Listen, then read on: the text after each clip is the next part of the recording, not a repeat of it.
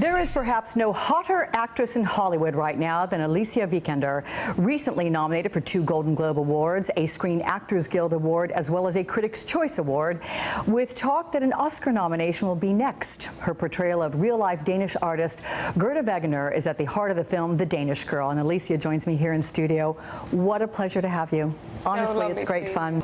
What made you take this part, and did you think it would be an emotional one like that?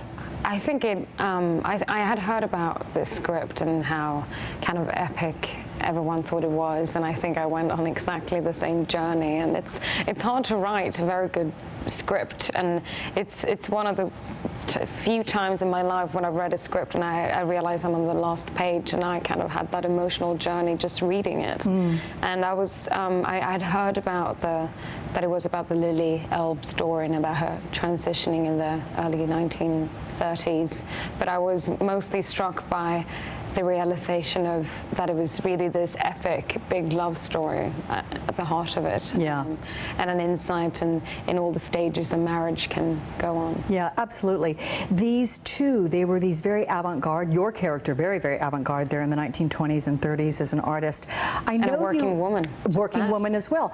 Add that to the fact that you're a dancer, I know, and certainly a working woman now, but the artistic part, watching you paint, did you learn to paint and draw? I grew up, I had a sister who was very good at drawing. I wasn't. I've always thought that, you know, if I ever play Pictionary, I kind of draw a line and point at it and wish that everyone knows what it is. So for me to be able to, it's wonderful in films where you get the chance to try things that you normally wouldn't probably never do, and I love paintings and I love artists. The emotional journey in this film runs the gamut.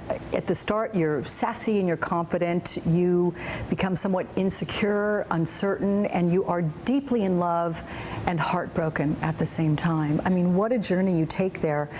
Where did that come from, to draw on the emotion to play this part? I think it was interesting. Tom Hooper, director, gave me a very nice kind of element to work with. When we met, we had 2-3 weeks of rehearsals, which is a luxury. Pretty rare. Yeah. Very rare. It was my first long period like that. And he said, well, Eddie has already a physical change. And he was like, I knew you've danced. And he was like, well, let's find something that is her element, her physicality. And that kind of helped, because I was so impressed by, she's so giving, caring, and supporting in this story, but never seems passive, even on page.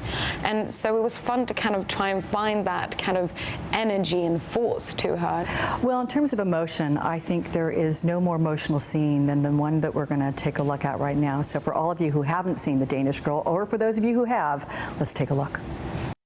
You should have been there. How could I? Look at me. Not everything is about you.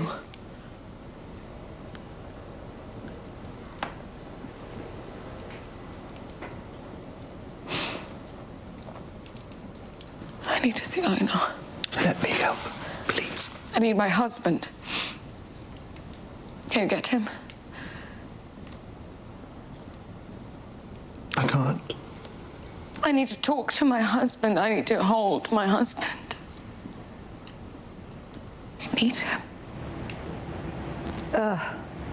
It's hard to even watch, right? Yeah, well, it was such a beautiful scene in the script, that one. That was probably, I don't know if other actors can agree, but I remember sometimes when I read a script, there's one scene that stands out, and you kind of treasure it so much. So also when you start to get on and you start to shoot, I pinpointed that date when we were going to shoot this scene. I remember, and I was like, oh, it's in 4 weeks, 3 weeks and 4 days, and you count it down, and it's something about that I loved it so much in the script, so it meant a lot to me. Well, you mentioned Eddie. What was that like when you went from playing with him, man, woman, and then the first time you had to play with him on the set when he had changed? What I found was extraordinary was that the immense amount of work he had put in already. Actually, when I went to my first casting, he had the role and I didn't, and I was just, wow. And the thing is that Lily was always there. Lily as a character, and then it was interesting to see that it was just the kind of layers put on top of not being able to let her out.